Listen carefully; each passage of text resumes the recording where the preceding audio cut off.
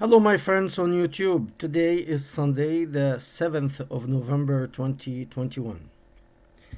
As I promised last week, I will speak today about the life of Muhammad, and the title of the video of today is Was Muhammad the founder of the Islamic religion born of the Holy Spirit? Question mark.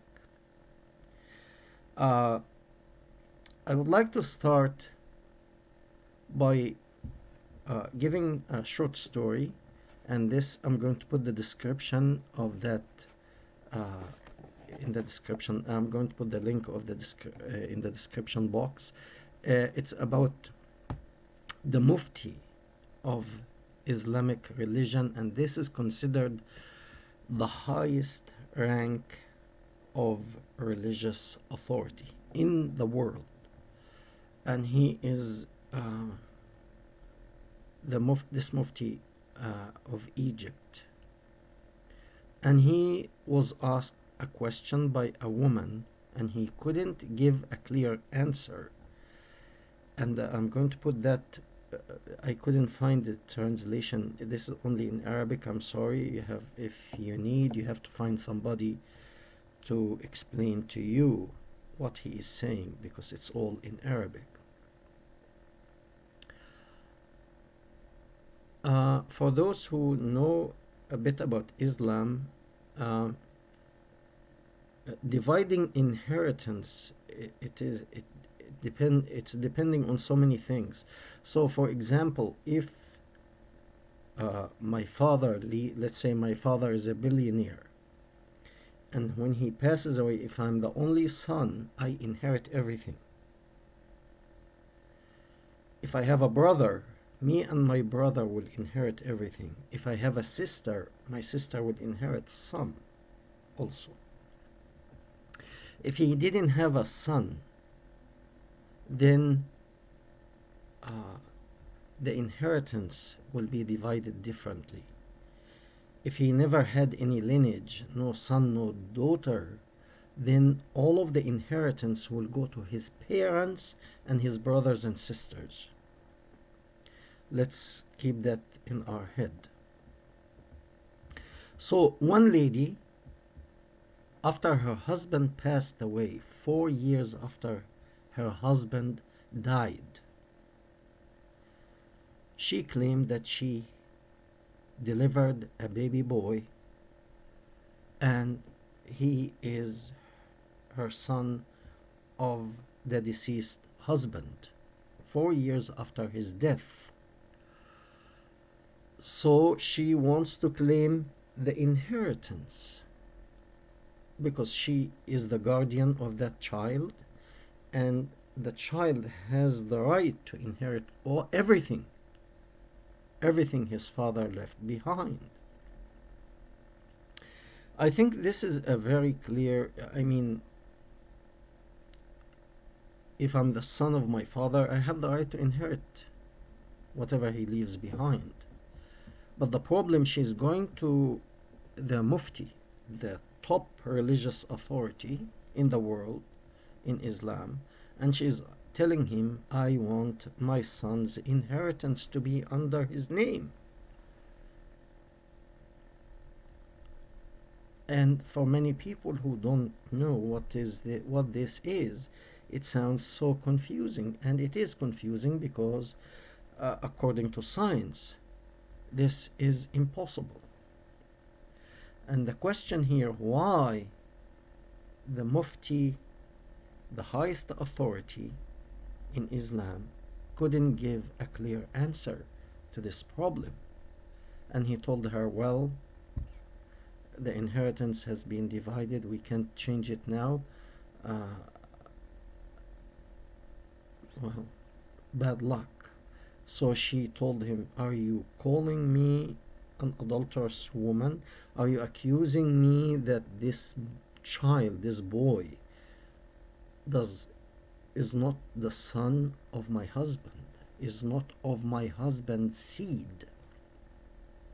And his answer was, I'm not saying that, but the inheritance has been divided, we cannot do anything now, I'm sorry.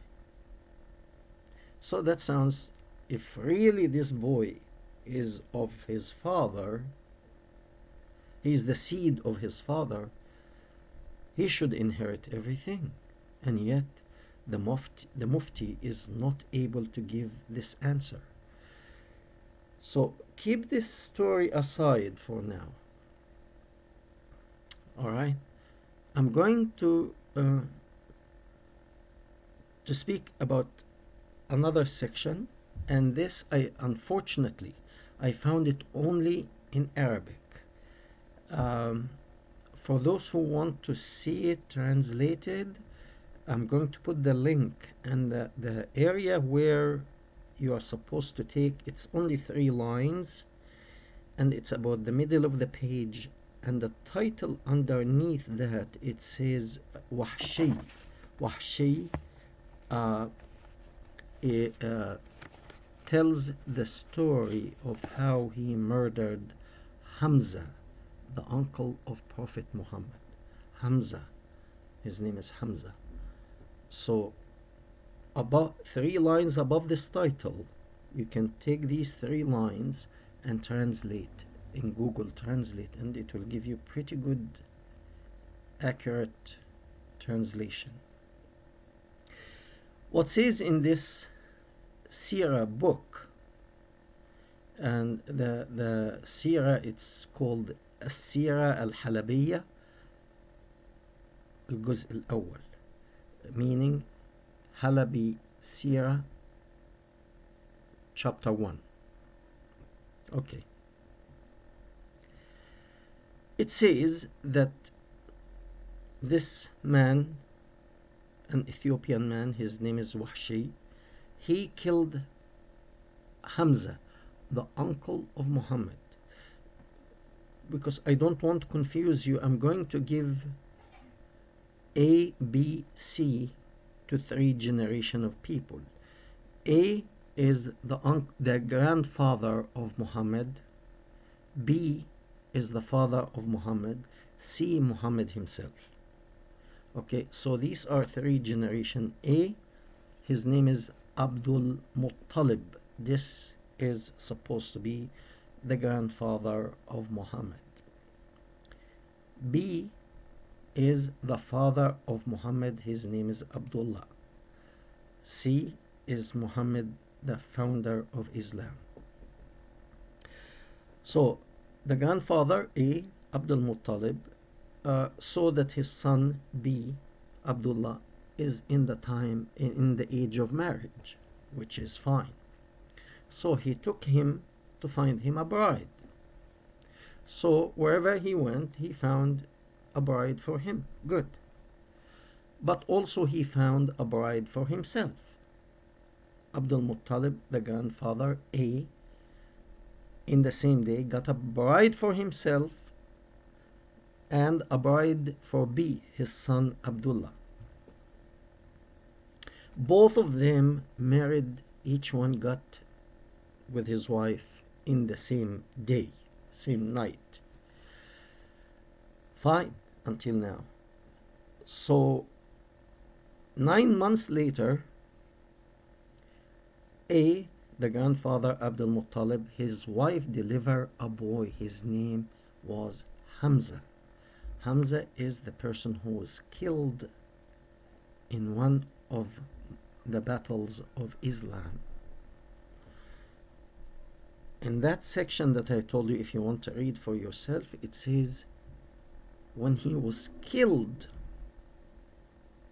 he was, some people say he was 2 years older than Muhammad, and some people say 4 years older than Muhammad, the founder of Islam.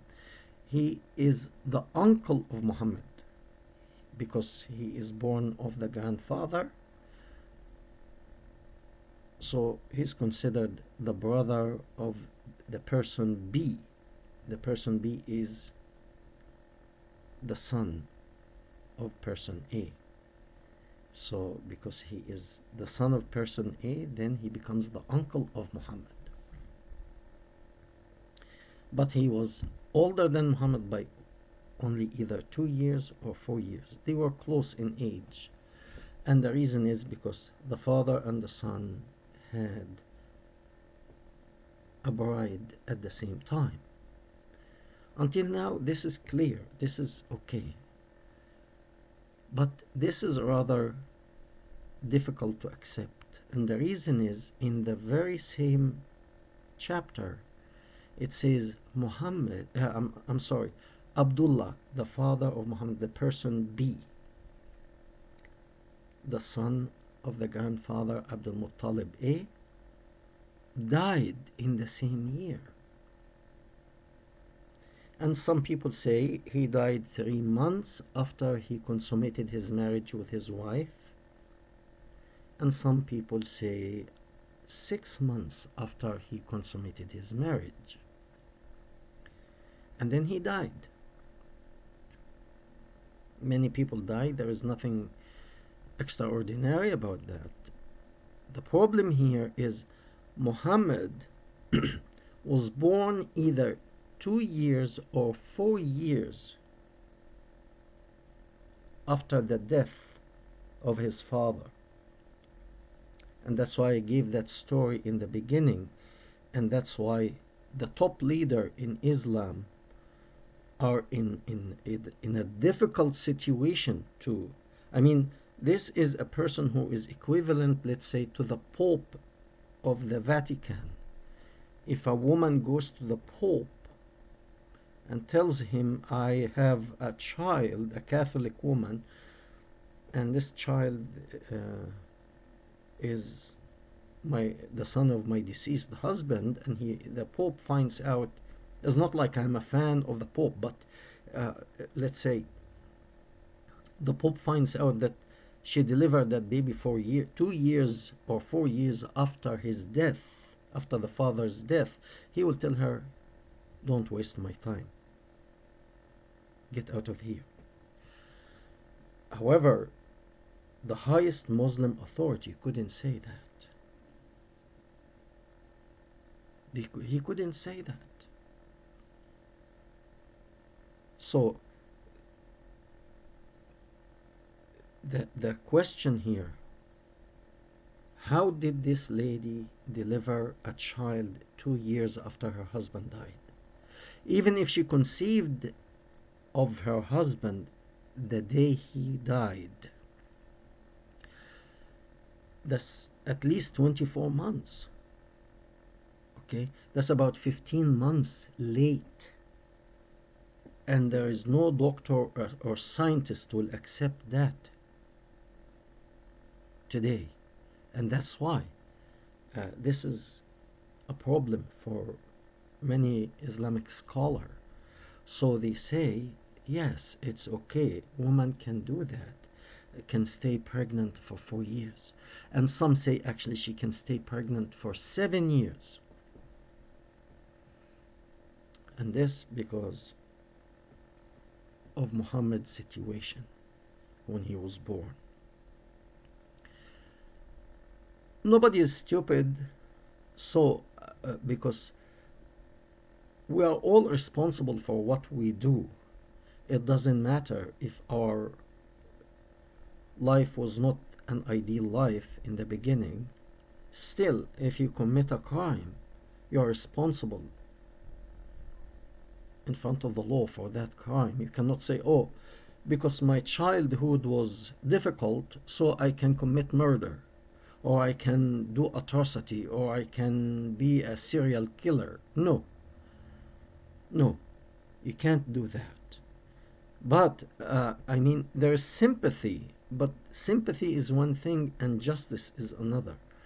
There's sympathy about Muhammad's life in the beginning, and we will get to that later in different videos. But I mean, imagine they tell you the first 4 years shape the person's character. And I'm sure as a child, he went out to play with the kids his age. And they may not say it verbally, but they look at him. How would they treat him when they know that he was born 2 or 4 years after his father's death. So the question here is one of two. It is either he is what we think he is, or his mother conceived of the Holy Spirit.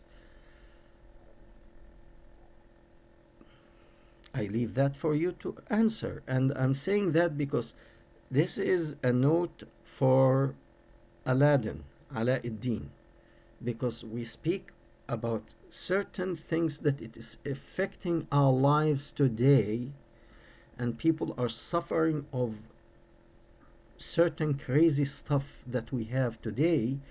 And he changes the subject and he tells me Judaism had slavery. Jesus did not forbid slavery. Okay, you want to live with slavery, that's your business. But this is a subject, we are not talking about slavery here. We are talking about the mess that we are in and how to deal with it. We thank you very much, and we hope to hear from you. And next week we'll speak further about Muhammad. And this is a sympathetic video to really, it's not that I'm trying to destroy the personality of Muhammad, but he suffered.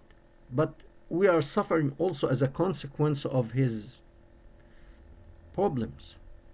Thank you. We hope to hear from you.